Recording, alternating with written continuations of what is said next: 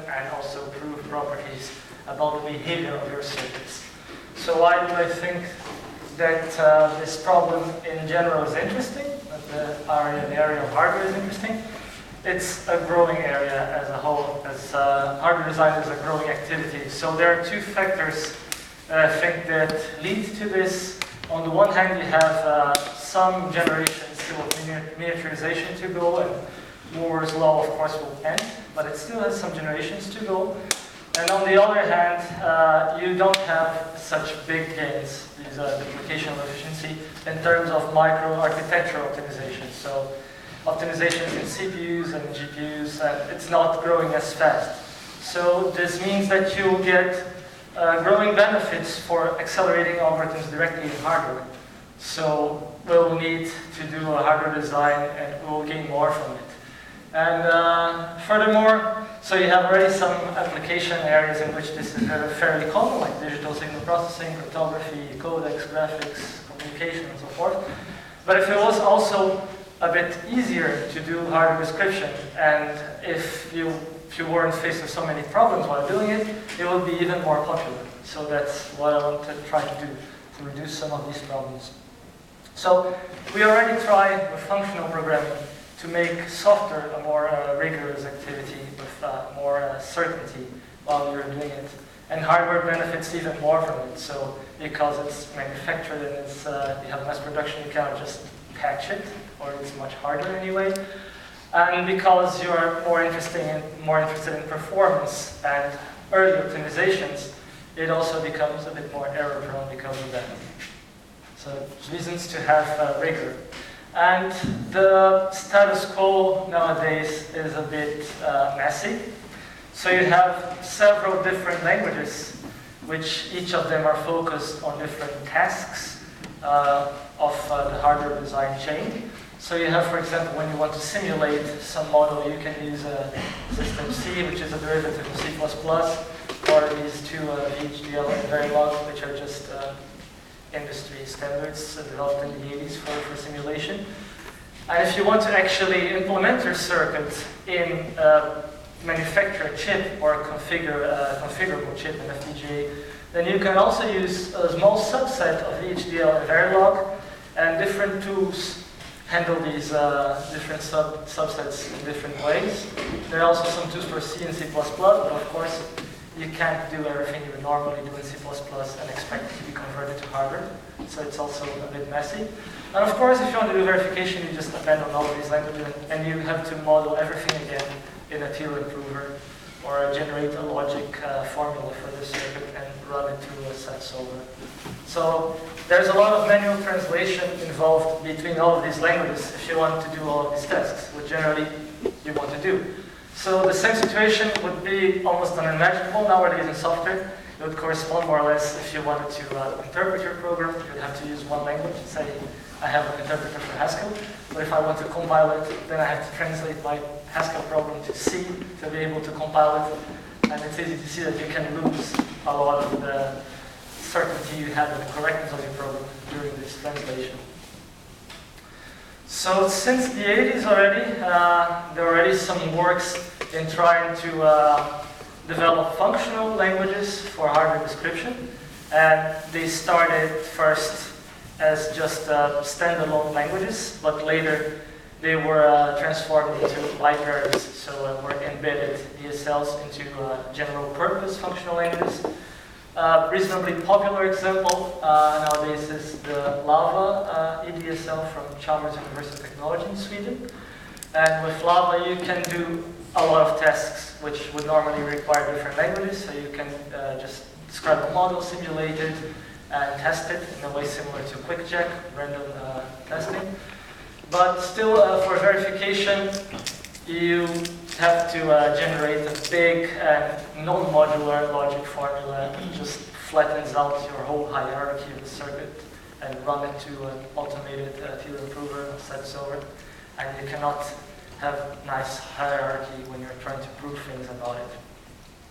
And also, Haskell is not a perfect language to express some of the constraints that you want to have while you're designing hardware. So here's one example of something you could write in Lava. So this is a function that produces a family of adder circuits. And for any natural number you give here as a first parameter, it will produce a circuit which takes two inputs, each of them with the appropriate size you gave here, and returns an appropriately sized list. But of course, there is not a way in Lava to say that these two input lists should be of the same size, and that the output list should be the same size as one of the inputs plus one plus the carry bit, which you get from the addition. So it's a problem with the type system, which is not so good for it. And we're going to solve it by using a dependently typed language, more specifically AGDA. So AGDA, I'm going to show some really small pieces of code. Don't worry if you have never seen AGDA code before. The syntax is pretty similar to Haskell, but the type system has two big advantages, which is it allows you to have more expressive types, which causes some runtime errors to become compile time errors. So while you could have some functions in Haskell that you could provide invalid inputs for it and generate a runtime error, in AGDA you can make the type of that function forbid such nonsensical values, and then it will just cause an error while you were type checking. And also because the type system is so much more powerful, you can write more expressive types. You also can write proofs about the programs that you are developing, or the circuits in this case, and the proofs are in the same language that your program itself, or that your circuit. So in our case, we use these two advantages in two specific ways.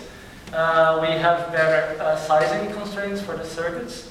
So while in Haskell here you have no way to say that the size of these lists depend on the value of this argument, that's exactly what you can do in AGDA. So this is a dependent type. The type of the returned by this function at n depends on the value of the first argument.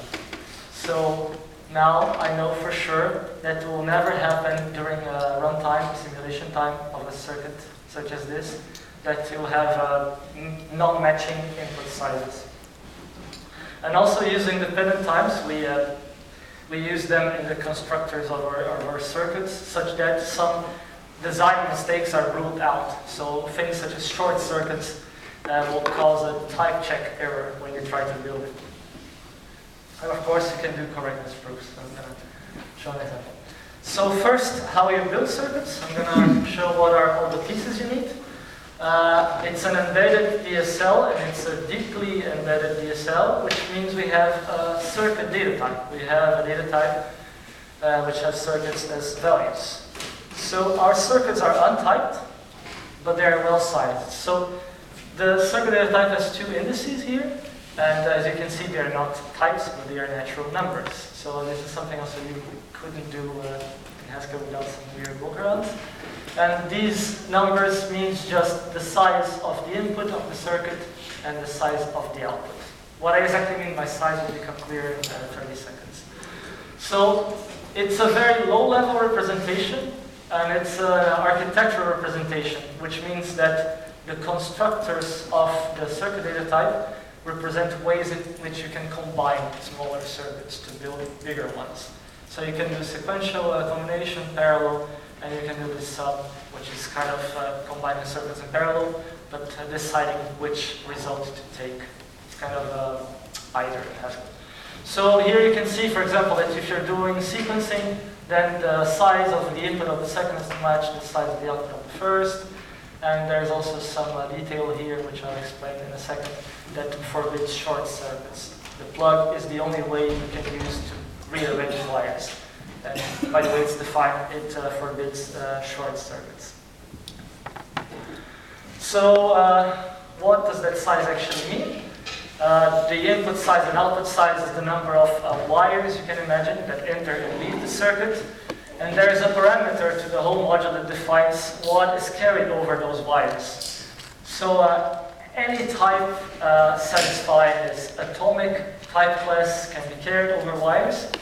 And to be atomic just means you basically need to be a finite type. So it corresponds more or less to Haskell's enum type class. You need to have a mapping between this type you have and a finite subset of the network. So like to enum and from enum. And dependent types helps us a lot while defining this type class to make it more safe. So while in Haskell, when you define an instance of enum and you try to get the successor of max bound, it will cause you a runtime error. And actually the specification says that you need to throw a runtime error whenever this is called. By using dependent types in the definition of our atomic type class, we can make such an expression be not type correct. So if you try to write this, it will just result in a type check error. It will be a wrong type. So there are some examples here. You can have several interesting types which you want to be carrying over your wires. Probably the simplest one is just booleans. So of course we have the obvious mapping, but it's important to notice that it doesn't really matter which order you choose to enumerate your values you want to use or the indices you choose. It's not used in any place of the library, the order or the specific choice you made.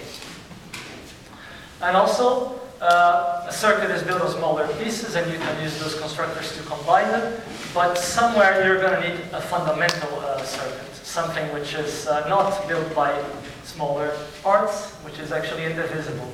So these are fundamental gates, and a circuit design is also parameterized by a gate library.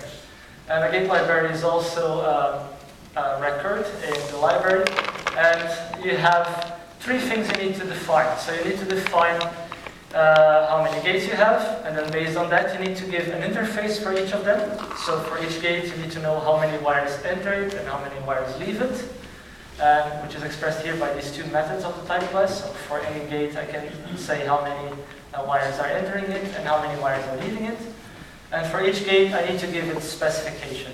And its specification is just a function. So you specify the behavior of a gate by attaching a function to it which works over vectors of atoms. So this is just a synonym for vector of atom. It's a word.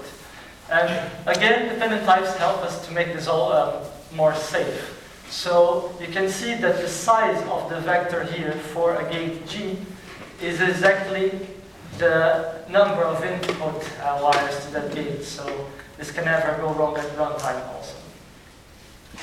Okay, you can have several, of course, interesting instances of these fundamental gates.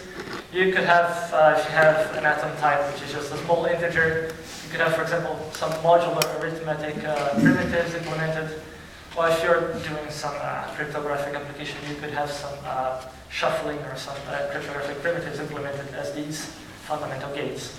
But the most traditional one would be probably, one of the most traditional ones would be the bool trader, which is just not, and or together with a constant false and a constant true. So that you can have lots of interesting Boolean circuits. And here's a small example of what it will look. So as I told before, it's very architectural. You can see in the description how it's organized spatially almost. So this is kind of a block diagram that a hardware designer would do, like really low level.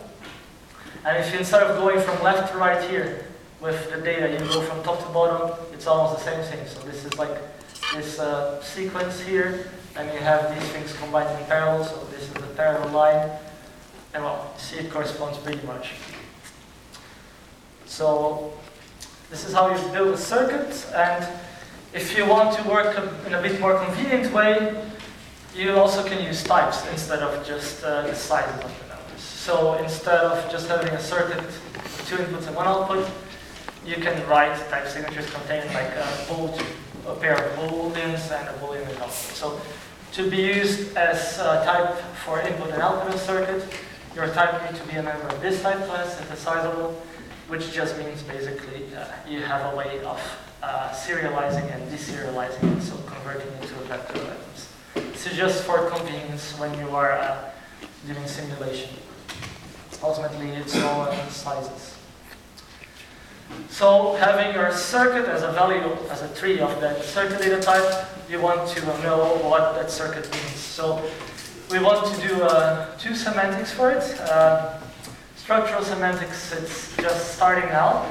And structural means that we want to generate VHDL from these descriptions so that we can integrate it with other tools in the chain, so actually synthesize and map it. And the behavior semantics, which is the one done now, just transforms a circuit into a function, a normal active function, which you can call basically. So you can just evaluate what the circuit produces given a certain input. So you can have circuits which have internal state, and then their current output might depend on previous values of the input, or you can have circuits which have no internal state. They are said to be combinational, and then the value of the current output only depends on the current input. And we can simulate these using two different simulation functions. So if we know for sure that this circuit has no internal state, and this is given by a certain argument here, then we can simulate it in a much easier way. The implementation of this is easier. And the detail here is that this is passed with these special brackets. This means that this parameter of this type can always be guessed by the compiler. Whenever you call this function with a specific circuit, this thing can be calculated, can be guessed. So this is one example of how you do it. You evaluate an and you give it a vector with two inputs, true and false, will generate a false for you. But if we don't know that the circuit, if we don't know for sure that it has no state, then we have to do sequential simulation. And in sequential simulation, your input is not a single vector anymore, but it's a stream, an infinite stream of vectors. And then you produce an infinite stream as your output. So we use it exactly like the stream type, which is kind of an infinite list, but because of the constraints of actual implementation is defined in a more slightly complex way. But the user interface is also as simple. So given a circuit, you don't need to show that it's combination anymore. It can be any circuit. And then you give it a stream of inputs and it produces a stream of outputs. Here's an example. So if we take a naught, we can then lift it to be a sequential circuit. And this just means that we apply the function pointwise on the input stream. And if we give it an infinite stream of falses, it will give us back an infinite stream of trues. So a little implementation detail is that as a general function like this could possibly look into the future. So if you have your tail function in Haskell, for example, you imagine that each point in the list corresponds to an instant in time. Then the tail function makes the output in time t be derived from the input on time t plus 1. And this doesn't make any sense, of course, in hardware. So, of course, in our implementation, we only use causal stream functions, which are functions which are guaranteed never to have this behavior. But you don't have to know about any of this to just use simulation. So, having a simulation for your circuits and being able to produce outputs with it, you can prove properties about its functional behavior. So what you can prove depends on what semantic is used, and when we have structural semantics producing a net list from it, the HDL code, we can ask questions such as this. So we can ask to prove, for example, that the circuit size will grow linearly with the input. So we can prove that for any input size, the number of gates in your circuit description is a linear function of that input size. But if we are more interested in the behavior of this circuit over inputs, then we can ask a question such as this. So we can try to guarantee that the circuit will never produce some forbidden value, or that it will always produce some value, something like this. So it has to be a property over the outputs that the circuit can produce given certain inputs. So one subset of behavioral properties is correctness. And correctness in general means that you agree with a certain specification. And in our case, we are interested in using functions as specification. So let's say you're defining an adder for some reason, they are useful. Then you want to guarantee that your adder for all inputs will behave exactly in the same way as a function which you assume to be correct. So there's some add function in the standard library and you trust it. So you just, you are happy enough to see that your circuit behaves exactly in the same way. If you know that this is true, then you assume your circuit is correct. It's correct up to this specification. So this is something you can do also. And something which we are working on right now is also proving some interesting laws of circuit combinators themselves. So you can see pretty easily, for example, that combining circuits in sequence is associative. It doesn't matter the order in which we put the brackets. And if you have a plug which just is just a bus of wires and performs nothing, just copies the input to the output, then this PID circuit is the identity for the sequential combination. And if you have parallel combination also, then nil, which is the empty circuit with no inputs and no outputs, is the identity of this monoid pulsar. And you have some other laws. So you want to, for example, knowing that F and G are two inverses, then you want to make sure that when you plug, rearrange them using this G permutation and you rearrange them using the F permutation, then you just get the same effect as if you copy the input. Nothing has changed. And like that is perfect for proving such things. So we can prove all of these laws over circuit constructors. And for this you need a specific notion of equality. So when two circuits are equal, for us is when they have the same simulation behavior. And in the future, we would like to use such equalities as a way to optimize the structure of circuits. So if you have two different structures, one of them is a more biased tree, let's say, and you want to use less. If you want to have less delay, you want to make that tree more balanced.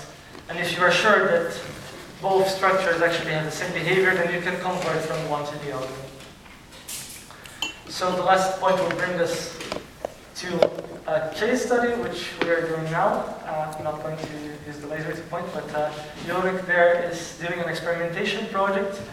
And we are trying to describe this specific class of circuits, which are called parallelographic circuits in Py-Ware.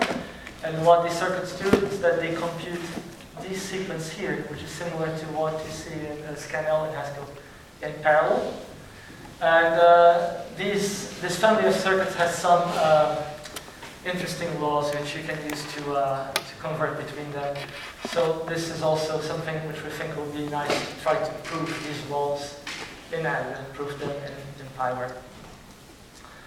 And so another thing we're also working on is trying to define a nice way to express the correctness of sequential circuits.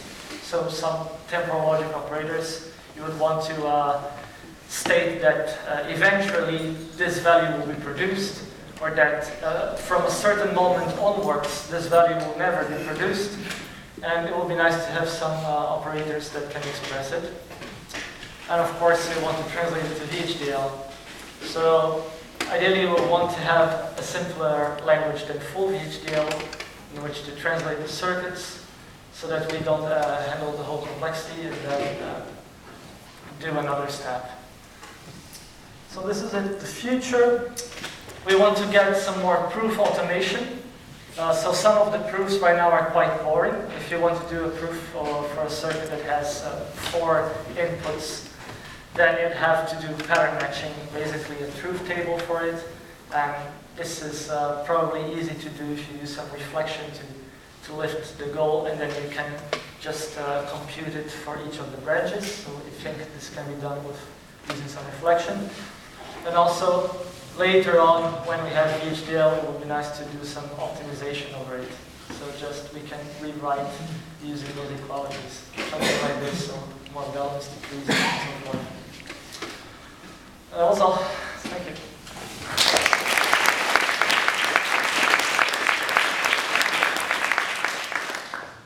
One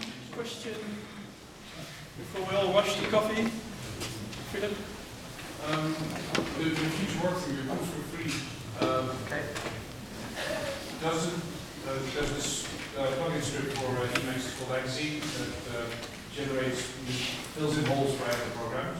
Okay. Doesn't that work for you? Is that what you're asking for? You mean the standard one that comes with the standard language distribution? Yes. So from what I'm trying to use them now, it will fill some holes for you, but I couldn't make it to do the pattern matching that needs to be done. So if you're approving something over a type, it's just an enumeration and has like 5 options. Then you still need to do a pattern matching manually. And then, after you've done the pattern matching, each of the holes is trivially proven, so you can use it.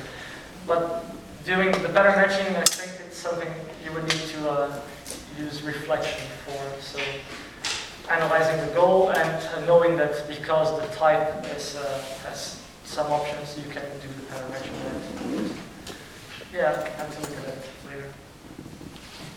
John?